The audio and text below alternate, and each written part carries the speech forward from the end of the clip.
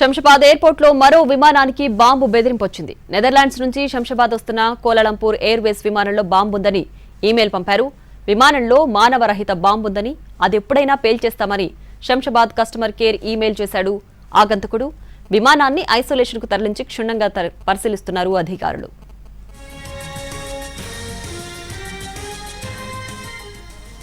Shamshabad airport లో మరో విమానానికి బాంబు బెదిరింపు వచ్చింది. నెదర్లాండ్స్ నుంచి శంషాబాద్ వస్తున్న కౌలాలంపూర్ ఎయిర్వేస్ విమానంలో బాంబు ఉందని ఈమెయిల్ పంపారు.